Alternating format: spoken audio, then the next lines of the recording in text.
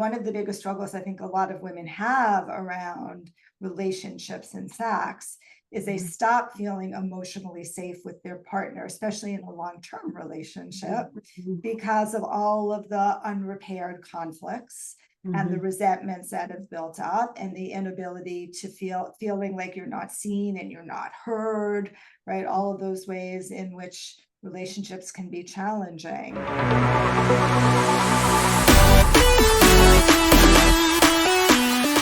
Welcome back to the podcast. I'm so honored to have Xanet Pailet on the podcast today. So thank you so much for being here. Thank you so much, Kelly, and thank you for getting my name right. You're the first person probably ever. Oh my gosh. Well, I know that means something, so very amazing. I love that. So I am so excited to have you on. I was just saying, like, I have not had someone speak about such an important topic like this on my podcast yet. So I know we're going to dive into a lot of things that is so important for us to hear and understand, but probably something not many of us talk about openly. So, and that's going to be sexuality and a lot of the things that encompass that. But before we dive into everything, I would love to just hear your story and what brought you to the path of helping people with this. Yeah. I was a healthcare lawyer. That's what I was trained as. And I was living in a sexless marriage for, like just something, a little something like 26 years kind of, which is a pretty long time. It was an interesting journey because for me, sex was always a drama. Like it was never comfortable. I felt very disconnected from my body. I had some experiences as a child. So I had a lot of childhood shame around sex, like kind of innocent things, like, playing doctor with a friend in first grade, but being caught by her mother, and being like totally shamed for that. And then some other experiences that I had, and having being catcalled when I was like 10 years old because my breasts were really big and bouncing and my mother didn't have me in a bra, right? And I was walking to junior high school and some man in a truck catcalled me, and I was just like devastated from that, right? And those little incidences build up, right? And it starts to feel like our body isn't safe and our sexuality isn't safe. And that was really what my experience was. And so, like, even the first time I had sex, it hurt, which is not super unusual, but it never got better because I had so much anxiety around sex and I felt so disconnected. So by the time I got into my marriage, and I was only 24 years old at that time, sex was a problem. And it didn't get any better. In fact, if anything, it got worse. It created more drama with my then husband. And then I had a whole bunch of medical trauma, which women have as well, right? Whether it's like yeast infections or endometriosis or, traumatic pregnancies, cesarean sections, like the whole host of things that can really affect our sexuality. So I just kind of decided to close up shop, so to speak, around 30. And, I was doing some healthcare lawyering stuff. And then I spent about 20 years in the healthcare not-for-profit world, running very large physician membership associations and organizations, started my own healthcare consulting practice, worked with pharmaceutical companies and not-for-profits. And I just took all of like my sexual energy and I just poured it into my work and my children and my gym. Yeah. Right. And I think that's what we do as really high achieving women, right? Like there was no space for me. It didn't feel safe having this conversation with my husband. There weren't a lot of conversations around emotions or my needs that ever felt safe having in that relationship. And so I just buried it all. Like I just buried it. But I was, not a very happy person. I mean, on the outside, I had this amazing life. We lived in New York City. I had two amazing, lovely children. We were both making a lot of money. I was producing Broadway shows on the side, right? So on the outside, it seemed amazing, but internally, inside of me, it was lonely. It's a very lonely place to be. Being married can be the loneliest place in the world. That was my experience of it. Yeah. When you're in a relationship where there's no connection and there's no intimacy, and we were very good parents, we were a good parental unit and kind of friends, but not, not in an intimate way at all. And I felt this very, very deep emptiness as well, inside of me. And while I was successful, I wasn't passionate about what I was doing.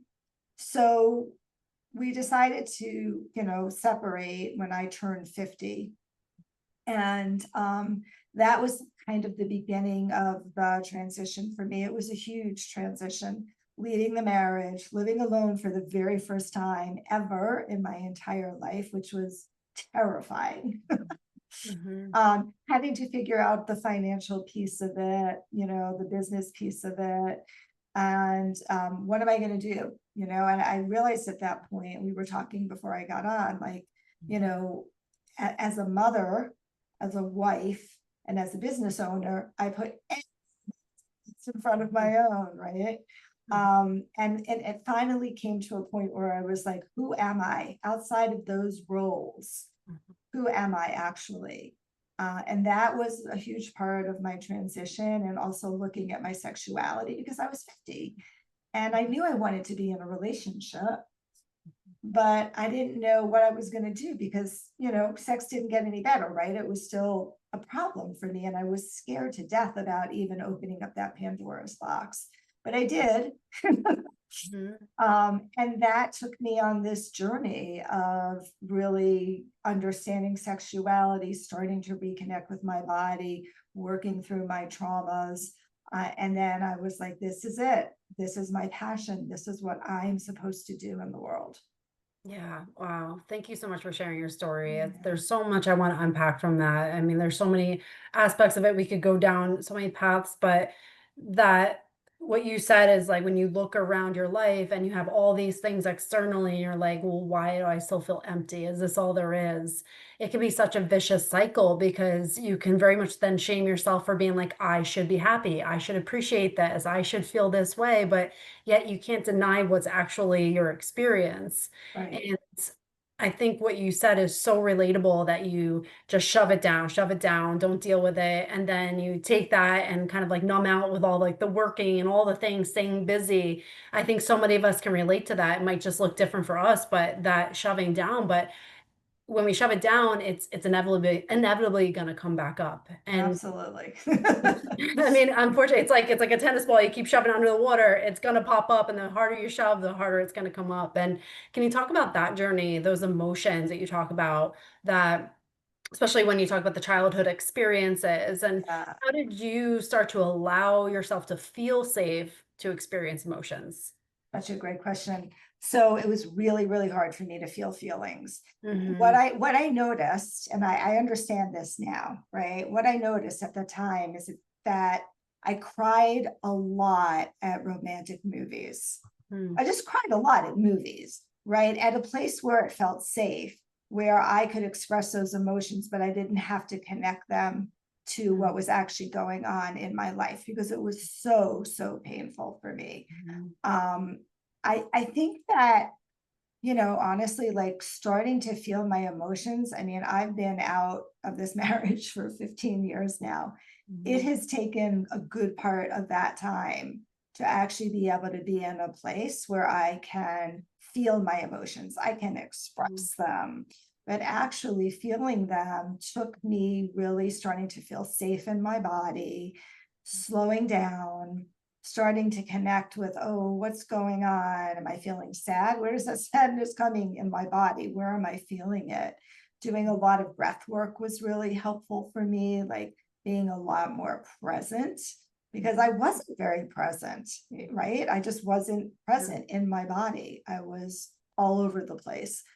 Um, but it's hard, and it's uncomfortable, right? It's Mhm. important. It's incredibly important. And I work with all of my clients on that. But it's hard sometimes to get there because you have to feel that you can be vulnerable and you can be authentic, both with yourself and if you're in a romantic partnership with another person as Mhm. well. Yeah.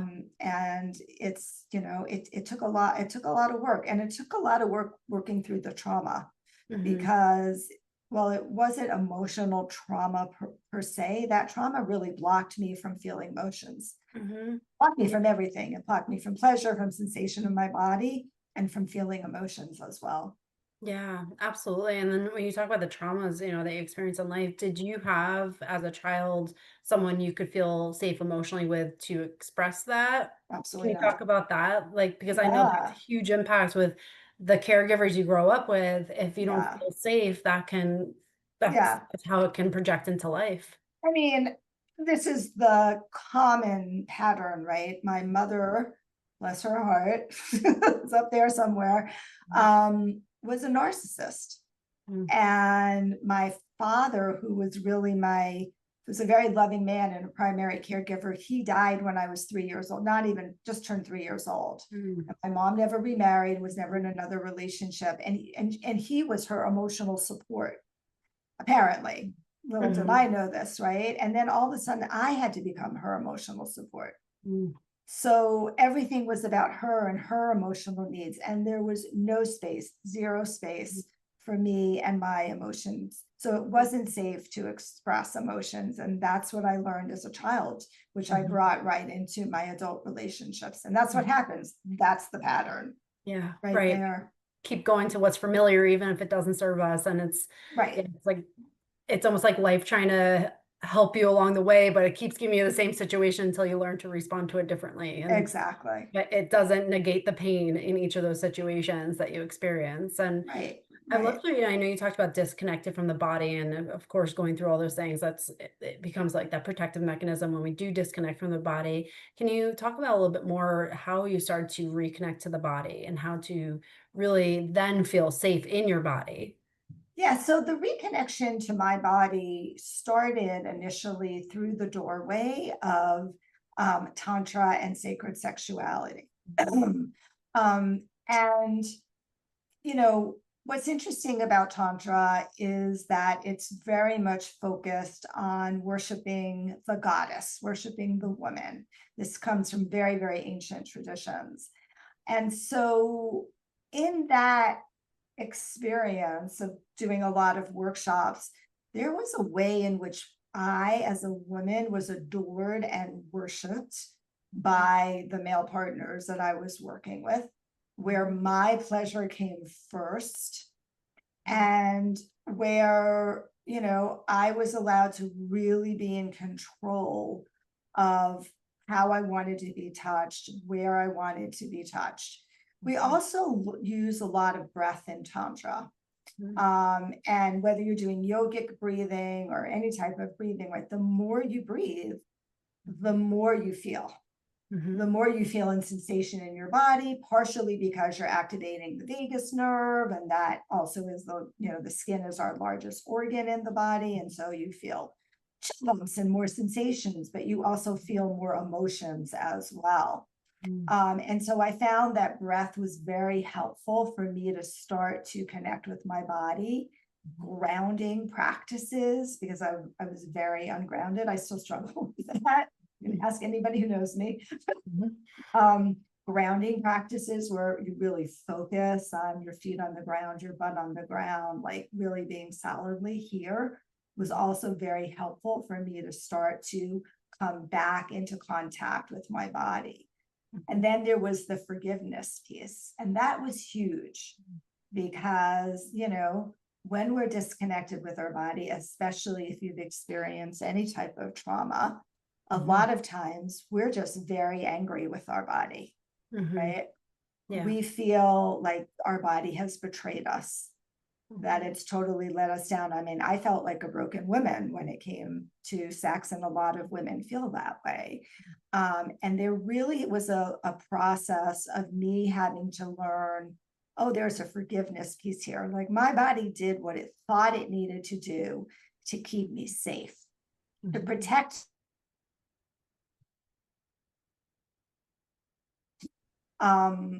So that was really a huge piece of being able to come back into my body and allow myself to experience sensation and pleasure. Thank you so much for sharing it. It froze there for a second, so hopefully you I got everything. saw that. Yeah.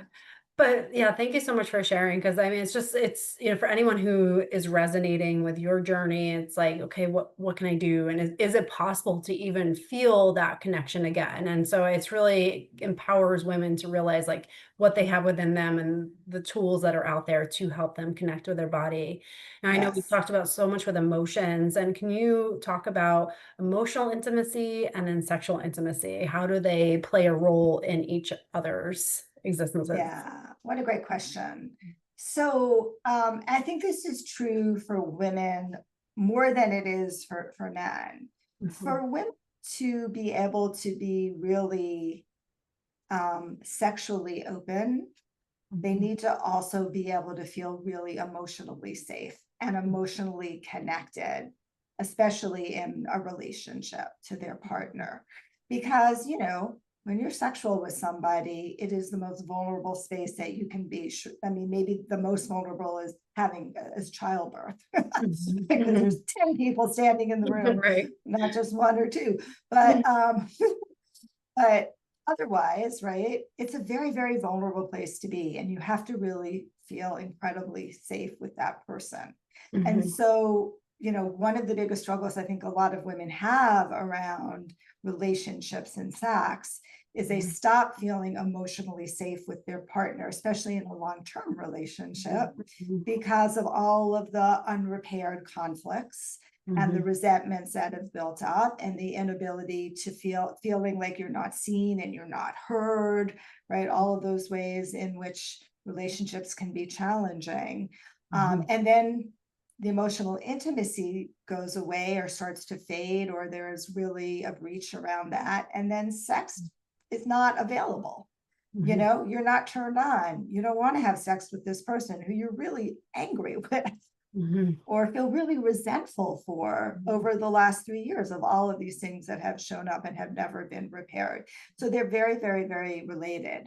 The interesting thing here, though, is that men are actually like 180 degrees different. No surprise here, right? So for a lot of men, they need sexual contact and intimacy first in mhm, order for them to feel emotionally connected and close to their partner. So mhm. it's like we're butting heads, just Right. trying to come into Catch connection. 22. Right, Yeah. exactly, Oh my exactly. gosh. Yeah, Yeah, and that's really challenging. And like, I imagine for just like I know a lot of women that listen to this podcast, it's like that very like they just want to make sure everybody's okay and taken care of. And right. yeah, like maybe they move out of their authenticity of like, what do I want? So they kind of shut Mm-hmm. down that. Can you talk about the Mm-hmm. communication piece of like being able to communicate your needs in that intimate area and honoring that in Yeah. knowing what you need at that moment and being able to communicate that when you have maybe people are in different planes. Yeah, I mean, communication, like good communication is the groundwork for having a healthy relationship in general, in all aspects, right? But definitely around our sexuality and what we want. And, I think there's a couple of issues that I see that my women clients struggling with. One is a lot of women don't actually know what they want. Mhm, In some ways, we've given over our pleasure, we've given over our arousal pathway to our partner, right? mhm, Because we haven't explored our own body, we really haven't focused on what feels good for us. And that's a problem, because I never feel it's like your partner's responsibility to get you to orgasm or to bring pleasure to you. Like you need to be a part of this experience, right? But there's a lot of shame associated with that. There's also a lot of body shame associated for asking for what we really want, because there's so much body dysmorphia, right? There's shame about our genitals, how they look, how they smell. Like I work on this all the time with clients because they're really afraid of, smelling bad, or they don't taste good, or whatever it is. And that holds them back from asking for what they want, or even though they know it might feel good, right? So that's another big piece of it. And I think, asking for what we want sexually as well, for a lot of women, we're afraid that we're going to, and it does happen, bruise that very fragile male ego, right?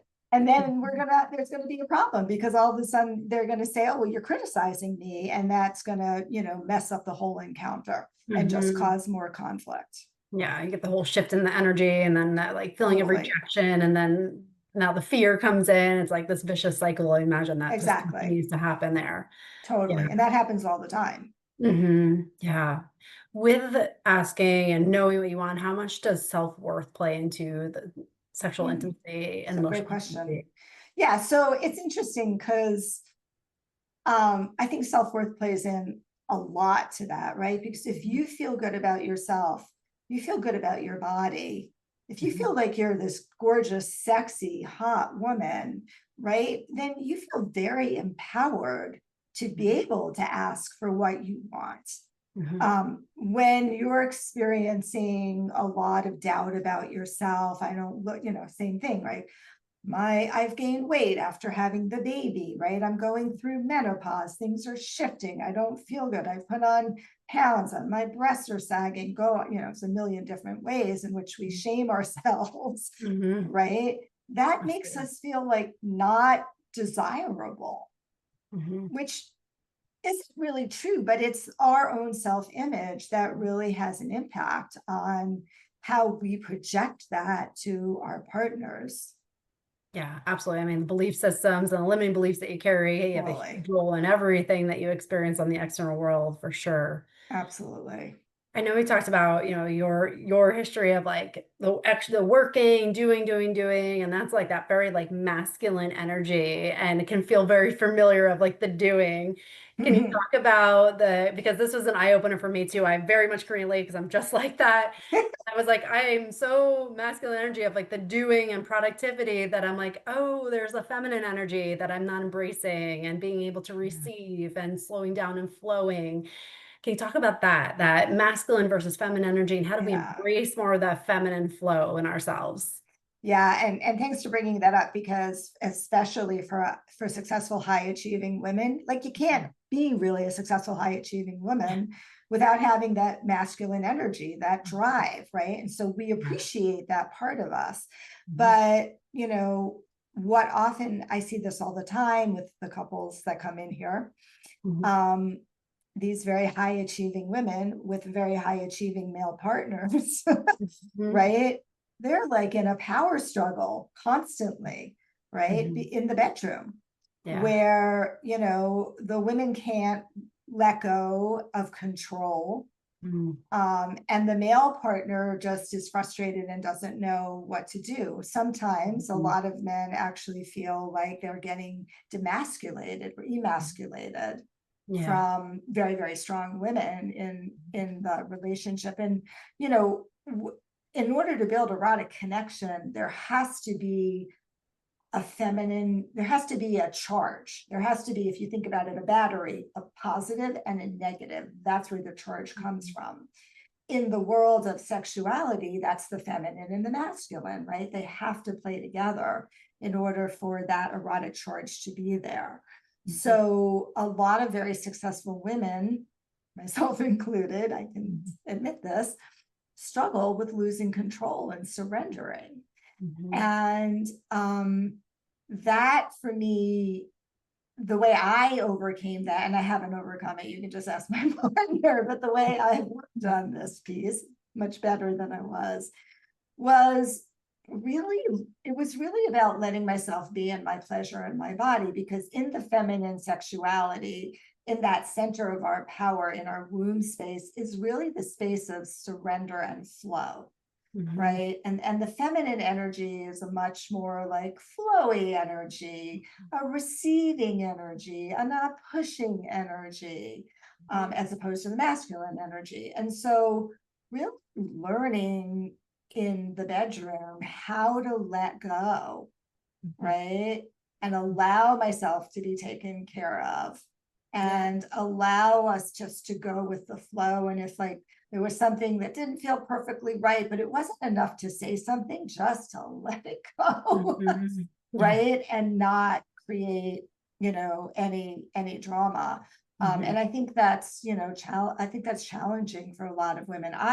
When I work with couples and in my retreats, Kelly, I often will blindfold the woman, because putting us in a place where we don't have the visual field allows us to get more into our body and let go a little bit of that control, because you don't know what's happening next. And truthfully, right, and this is part of the struggle, like if you ask most of your listeners and clients, I bet that most women would say, you know what I'd really like to happen in the bedroom? I would like it to be more passionate.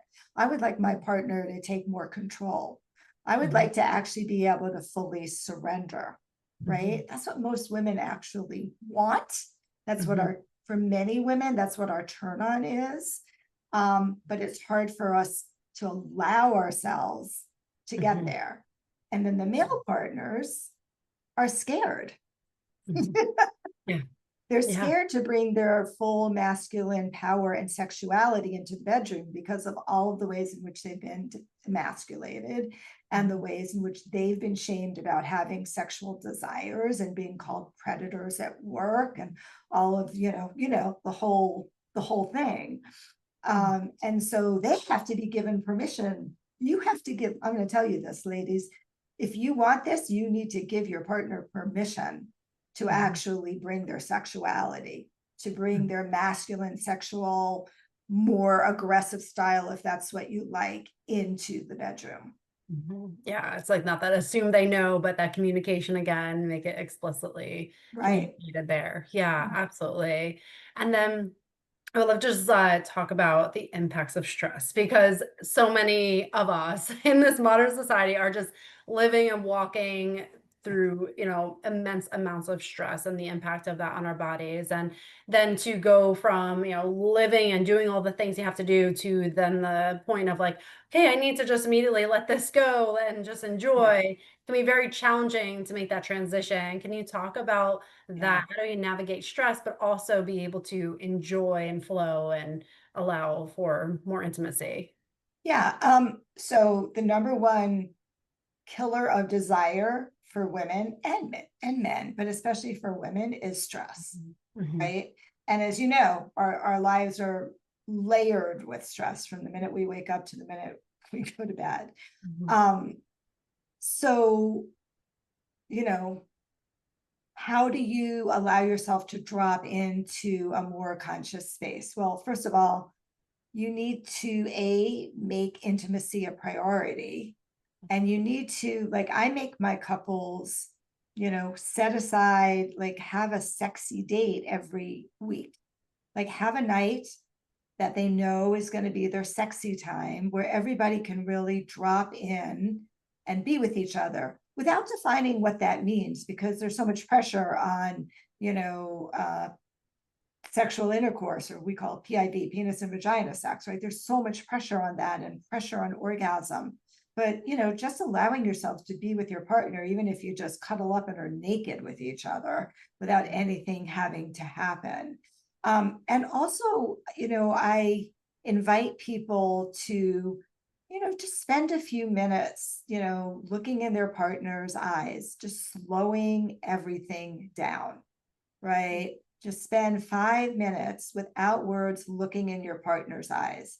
That's a very, very powerful practice. The eyes are the windows to the soul, but I think the eyes are also the windows to the heart, because you can see your partner's story, you can see their day, you can see their emotions when you actually focus. And that also allows people to get out of that stress mode and into a more grounded, calmer state, so that their nervous systems are co-regulating with each other at, a calmer level, rather than at this highly anxious, we're both so stressed out level. Yeah, thank you so much for sharing, because I think it's just helpful for anyone listening. Like, okay, what's one thing I can do? And that's just staring each other's eyes. Here's just one thing that you can do that can really deepen that connection between yourselves. Yeah, here's another thing you can Yeah. do. You can hug each other, but not like the perfunctory hug that we do. Mhm. Like, you can really just go into an embracing, slow, melting hug and Mhm. just stand there with each other for a minute or two or three or five and Mhm. feel the connection between each other. Again, there's two nervous systems in the room, right? And nervous systems are always looking for ways to co-regulate with another nervous system.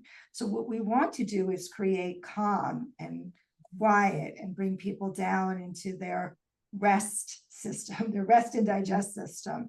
And hugging, can also really do that. The body contact, feeling your partner's belly as you're breathing, just settling without words, very, very powerful. Yeah, and just like having that moment of presence with each other. I mean, I feel Yes. like it's so easy to just be like, on to the next day, fall asleep. Mhm. Like it's just you're like two passing ships all the time, especially when, in those busy years. So yeah, Yes. Yes. being more intentional with those moments is huge. So Yes, for definitely. someone who's listening, and so much of this can be like normalized, oh, doesn't everybody have these issues, and oh, this isn't anything, can you talk to that person who's like, am I someone who needs to pursue more help with this? Is this something that I need to really be aware of and take action in? You could talk to that person of like, they don't know where they should go, maybe they're feeling the strain in their marriage or Yeah. their relationship, whatever it is, and maybe this is an avenue they need to pursue. Where is that person at when they usually come to Yeah. you? I wish they would come sooner rather than Mhm. later, right? Usually I get people when they're like at their worst, right? They're at the brink of separation, like, they're like, something has to change, and we can't go on like this. Mhm. Um, and I bring them back from there. I actually have like a 90% success rate of bringing people back, but it takes a lot of work to get there Mhm. sometimes, right? And there's been so much missed opportunities for connection and for intimacy. So, if I could give anybody advice, I would say, like, sooner rather than later, when things start feeling a little bit off, a little bit awkward, if sex is not happening as frequently as it used to be, if it's not feeling good, if you're feeling disconnected, you need to talk about it with your partner and seek support and help if you can't work through some of it yourself. Sometimes just having the conversation, like, wow, things are really weird, don't you think? Yeah.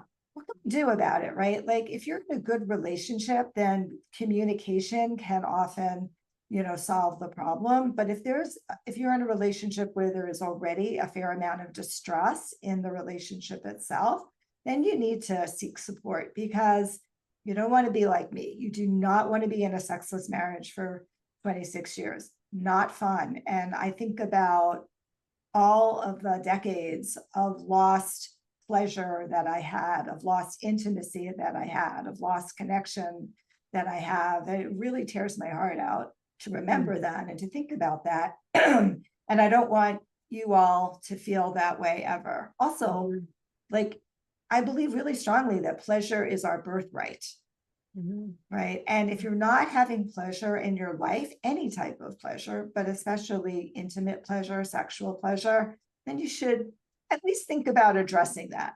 Mhm. Yeah, it's so helpful just to hear that, and again, like some of the people you've worked with and what's possible, so even if you think that this is so disconnected that you can come back from some of those really, really challenging situations. Yeah, yeah. For someone who wants to connect with you, learn more about your services, where can they find you? So I think the best way to connect with me is to go to this website. It's howtoimprovemylovelife.com, howtoimprovemylovelife.com. And at that website, you're going to find this free 20-minute little video class on 20 minutes to improve your sex life, or 20 minutes to better sex. And it's basically 7 3-minute, very, very short videos that give very specific tools and tips that you can incorporate right away. And that will put you right into my list. Or you can reach out to me directly at my website, which is passionateintimacyretreats with an s.com, passionateintimacyretreats.com. Amazing. I'll put everything in the show notes. So if you're listening, this is resonating with you, definitely check out Xanet. And I am so grateful for everything you shared today. Thank you so much. Thanks, Kelly. This was great having this conversation. Yeah, absolutely. So important. It's just something that I think needs to be shared to just normalize these conversations and really just help people feel more comfortable in talking about this and knowing what's out there for help for them. So thank you again, and everyone, who's tuned in today. If this resonated with you and you think someone could benefit from it, definitely share this episode so that we can share messages like this.